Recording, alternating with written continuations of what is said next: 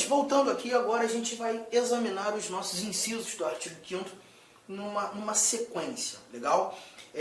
Vamos olhar para os vários dispositivos e vou começar pelo inciso 1º. Nós temos aqui o chamado princípio da igualdade, ou isonomia, trazendo para a gente que homens e mulheres são iguais em direitos e obrigações nos termos desta Constituição.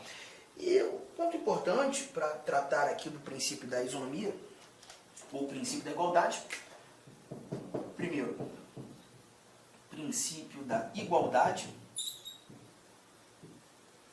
ou também chamado de princípio da isonomia, é simplesmente avaliar nesse cenário, e quando tratando da isonomia, da igualdade, esse princípio ele vai ter duas vertentes, né? É importante lembrarmos da igualdade formal e da igualdade material. Também pode ser chamada de igualdade real, igualdade substancial. E a diferença é muito tranquila. É lembrar que a igualdade formal é a igualdade perante a lei, né? É aquela igualdade que se revela justamente na garantia das várias liberdades, direitos, proteções. Por exemplo, eu tenho liberdade de credo religioso. Você também. Nós gozamos dessas liberdades de maneira igual. Eu não tenho mais liberdade de credo religioso do que você, ou você tem mais do que eu. Na realidade, nós temos essa liberdade garantida em lei a todos de forma igual. Essa é a chamada igualdade formal. A igualdade em sua melhor semântica. A igualdade que evidencia a efetiva simetria, a efetiva semelhança. Todavia, a igualdade material, ela já parte para um campo de subjetividade. Porque na igualdade material, nós vamos precisar dar um tratamento diferenciado para um determinado indivíduo, para que esse indivíduo alcance, para que tenhamos, né, não um indivíduo, mas para que nós alcancemos um resultado de justiça social. A ideia da igualdade material, ela exige um tratamento diferenciado para igualar. Isso é um tanto quanto estranho, né? Bom, é porque eu não sei se aí da tela você consegue ter noção que eu não sou uma pessoa provida de muita altura, né? Eu sou baixinho pra caramba. Fazer o quê? Eu tenho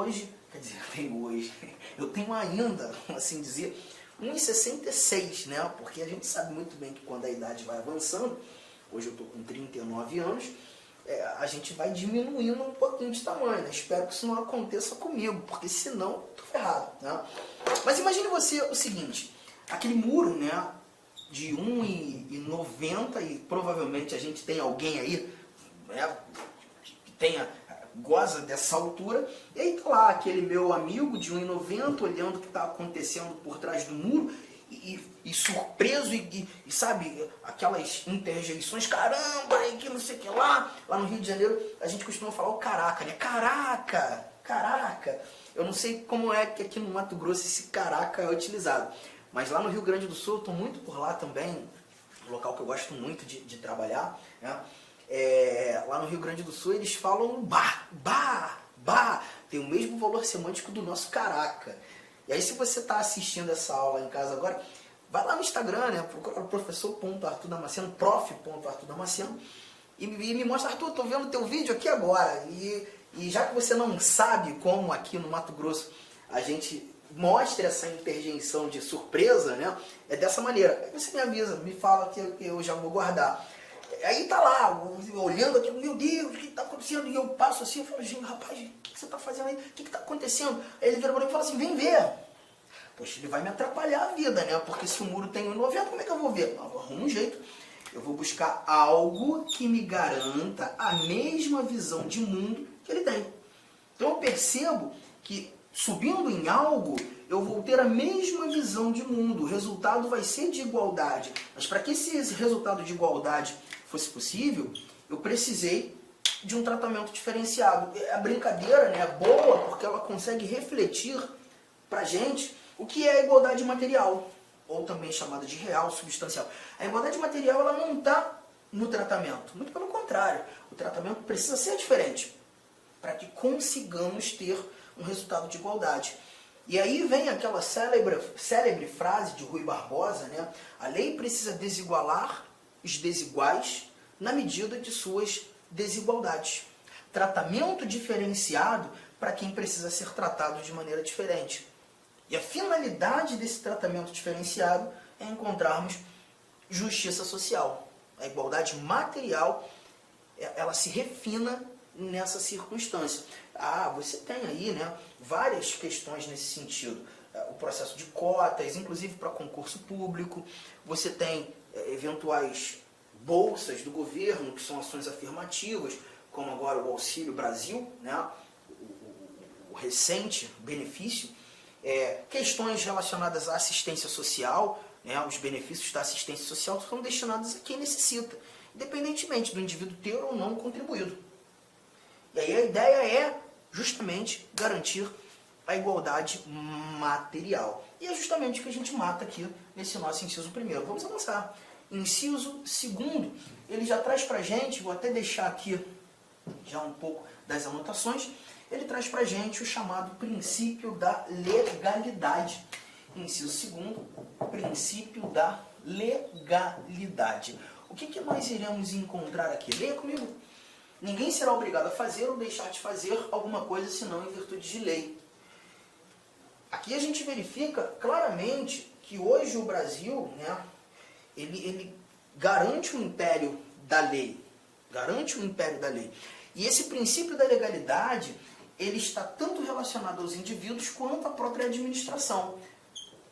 Quando falando da legalidade aos indivíduos, nós temos a chamada legalidade ampla. Essa aqui destinada aos indivíduos, a todos nós, né? Nos mostrando que a nós, indivíduos, é possível exercer tudo aquilo que não é proibido. A proibição é o fulcro da legalidade ampla. É o fulcro da legalidade ampla. Então, se não é proibido, é uma liberdade que eu tenho.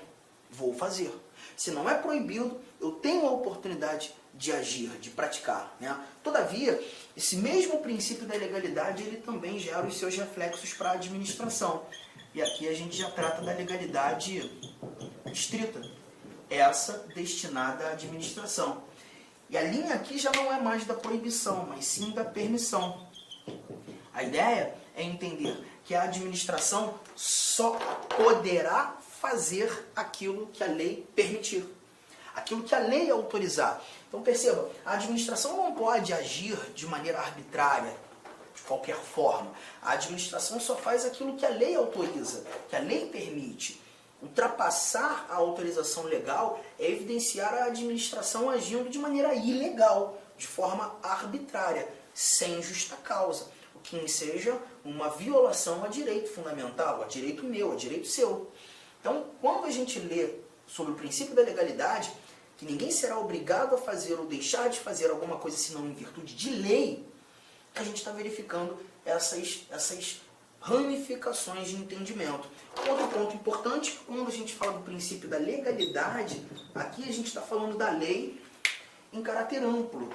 A lei em caráter amplo. Então, quando a gente fala de lei aqui, a gente está falando de todo e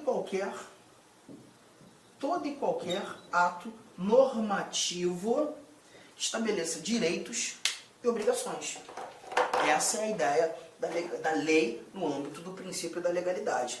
Tá? Então perceba, medidas provisórias, por exemplo, são atos legislativos criados pelo presidente da República. O presidente da República edita medidas provisórias. Só que o artigo 62 da nossa Constituição, você pode conferi-lo, traz pra gente que a medida provisória não é lei, tem força de lei. Quando o presidente edita uma medida provisória, ele precisa remeter essa medida provisória ao Congresso Nacional e o Congresso Nacional vai deliberar no intuito de transformar essa medida em lei. Ou não. Está percebendo? Então, nessa linha de raciocínio, nós não estamos falando de lei propriamente dita, mas um ato normativo que tem força de lei, mas essa medida provisória estabelece novos direitos, novas obrigações? Perfeitamente. Então está inserida no âmbito do princípio da legalidade. E aí, é muito importante, já fez a sua anotação, é muito importante nós voarmos para um outro dispositivo. Lá no primeiro bloco nosso, estudando direitos fundamentais, nós discutimos esse inciso aqui, ó. Cadê você? Tá aqui. Nós discutimos esse princípio aqui, o princípio da irretroatividade da lei penal. Princípio da irretroatividade da lei penal. Você já o tem em seu caderno. Inclusive, o trouxe quando a gente estava conversando e apresentando exemplos sobre as chamadas normas de eficácia plena. A lei penal não retroagirá salvo para beneficiar o réu. Você está lembrando? Só que o inciso 39, ele diz para a gente o seguinte, ó, que não há crime sem lei anterior que o defina, nem pena sem prévia cominação legal. Engraçado, quando você está estudando direito penal, é muito normal os professores apresentarem essa mesma literalidade aqui, essa mesma informação do dispositivo, inciso 39, com o princípio da legalidade. Mas eles costumam dizer princípio da legalidade penal. E essa mesma informação é nada mais nada menos do que o artigo 1º do Código Penal, né? Mas aqui no âmbito do direito constitucional, nós constitucionalistas costumamos apontar esse princípio como o princípio da reserva legal, e não o princípio da legalidade. A legalidade, para a gente, é justamente aquele dispositivo que versa aqui: ninguém será obrigado a fazer ou deixar de fazer alguma coisa senão em virtude de lei. Já conversamos. O 39, princípio da reserva legal. Princípio da reserva legal. E por que chamar de princípio da reserva legal? Porque aqui a gente percebe que não há crime sem lei anterior que o defina, nem pena sem prévia anotação em lei. Quando eu leio lei aqui, a gente não está falando de qualquer ato normativo. Lei, nesse cenário, é lei propriamente dita. Nessa linha de raciocínio, uma medida provisória, que é um ato normativo com força de lei, mas não é lei, mas estabelece novos direitos, novas obrigações. Uma medida provisória não pode definir o que é crime. O presidente da República não pode criar uma medida provisória, editar uma medida provisória e nela estabelecer uma conduta como criminosa. Porque para tratar de crime, para determinar conduta como criminosa, ou até mesmo discutir sobre pena, isso só pode ser previsto em lei propriamente dita. Ou seja, esse assunto, tratar de crime, ou de cominação legal para definição de pena, isso só pode ser previsto em lei propriamente dita. Um assunto foi reservado para ser trabalhado em lei propriamente dita. A lei aqui não tem caráter amplo. A gente não está falando de todo e qualquer ato normativo. A gente está falando de ato, lei propriamente dita, precisa discutir esse assunto. Você está percebendo a diferença entre o princípio da legalidade e o princípio da reserva legal? É nessa linha de raciocínio. Quando tratando, de novo, lá do nosso inciso 2º, deixa eu voltar aqui, o nosso inciso 2º, está na tua tela. Ninguém será obrigado a fazer ou deixar de fazer alguma coisa senão em virtude de lei. Lei aqui em sentido amplo. Todo e qualquer ato normativo. Mas quando o Constituinte definiu o princípio da reserva legal, e não há crime sem lei anterior que defina, nem pena sem prévia anotação nessa mesma lei, é lei propriamente dita. A lei em sentido estrito. Tudo bem? Tranquilo? Então vamos avançar. Aqui algumas leituras simples que a gente faz. Inciso 3º, trazendo para a gente a vedação à tortura. A vedação à tortura. Ninguém será submetido à tortura, nem a tratamento desumano, degradante, não há exceção. Não há exceção. Então, nesse caso, nós verificaremos a tortura como um ato vedado. E nessa linha de raciocínio, inclusive, interessante nós lembrarmos de uma súmula, né? A súmula vinculante 11 do Supremo Tribunal Federal. A redação da súmula vinculante 11, ela diz que o uso de algemas, por exemplo, né, tem caráter extremamente excepcional, quando a integridade física do indivíduo ou daqueles que ali efetuam a prisão, ou até mesmo uma possibilidade iminente de fuga, né, é deflagrada.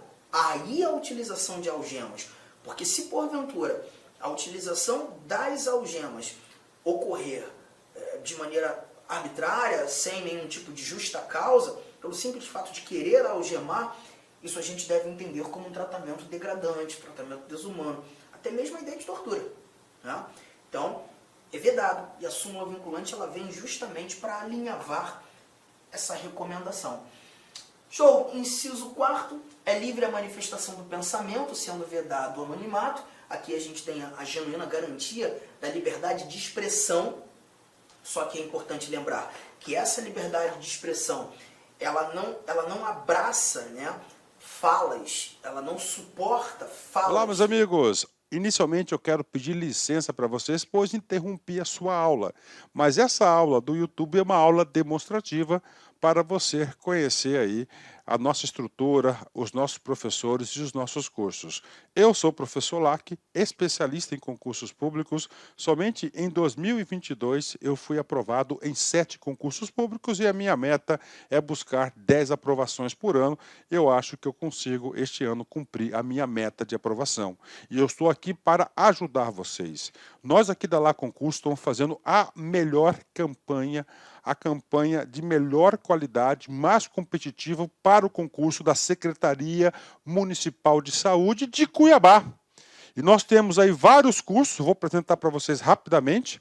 Nós temos aqui a opção online, todos os conhecimentos básicos, item a item, sem nenhum item fora do edital, para fechar o edital. 10 parcelas de R$ 35,00, oficial técnico de administração online 10 de 45, técnico de enfermagem 10 de 50 e apoio jurídico 10 de 50. Detalhe, esses cursos nossos online não é aquele transmitido em sala de aula que o cara grava.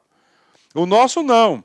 O nosso é gravação em estúdio, com excelente qualidade de áudio, de imagem e de iluminação, claro, também de edição. Tem presencial? Tem presencial. Professor, esse presencial é transmitido ao vivo? Sim. Ah, professor, me adapto mais aí à metodologia de presencial. Não tem problemas. Ele é transmitido ao vivo. Nós temos aí, né, conhecimentos gerais, todos os cargos. Tem uma promoção aqui bacana. Para quem se matricular até o dia 23/9 vai pagar 10 de R$50. Quem se matricular depois do dia 23, 10 de 75, e a turma presencial Conhecimentos Básicos, iniciando dia 4 de outubro. Tem técnico de enfermagem? Sim, temos técnico de enfermagem também. Mesma coisa, tem a promoção aí, dia 23/9, paga 10 de 70, após o dia 23/9, paga 10 de 120, e o início da turma começa no dia 4/10, né? E claro, a nossa luva de ouro aí, tá certo? O nosso produto master aqui, que é a turma VIP. Essa turma VIP tem todo um diferencial, onde eu, professor Lac, coloco toda a minha experiência e dedicação. Só de conhecimentos específicos são 15 aulas minhas. Essa turma aqui é para, cara, o cara que cumprir, o cara que assistir esse curso, participar, cara, eu tenho muita confiança e muita certeza que ele vai sair muito bem e ele vai ter todas as condições de ser aprovado. Beleza, pessoal? Então, essa aqui é uma chamadazinha aí. Até aqui embaixo tem um link para você falar diretamente com o nosso atendente. Qualquer coisa, você vai no nosso Instagram. Quem responde o direct do Instagram sou eu, faço isso pessoalmente, porque é um canal de comunicação que eu abri, que eu exerço diretamente com os nossos alunos. Valeu, meus amigos. Então, venham estudar conosco.